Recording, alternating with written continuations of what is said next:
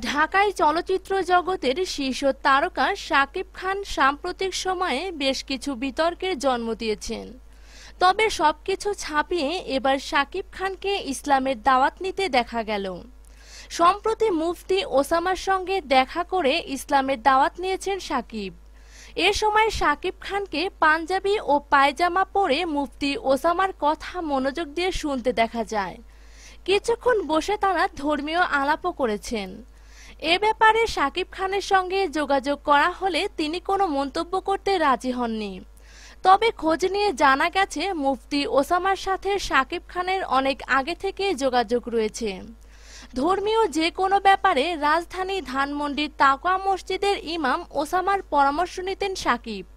তাকে সঙ্গে নিয়ে শাকিব খান 2016 সালে বিশ্ব ইজতেমার আখেরি মোনাজাতে অংশ নিয়েছিলেন। উল্লেখ্য, মুফতি ওসামা শোবিজ ও ক্রীড়া ব্যক্তিত্বদের মাঝে ইসলামের দাওয়াত দিয়ে থাকেন। গত ডিসেম্বরে ক্রিকেটার সাকিব আল হাসান, শাহরিয়ার নাফিস, চিত্রনায়ক ও প্রযোজক অনন্ত জলিল সহ অন্য ক্রিকেটারদের সাথে ওমরা পালন করতে দেখা গিয়েছিল মুফতি ওসামাকে। এবার সেই তালিকায় যোগ হলো শাকিব খানের নাম। তো বন্ধুরা, এ বিষয়ে আপনাদের মতামত কি? কমেন্টস করে জানিয়ে দিন।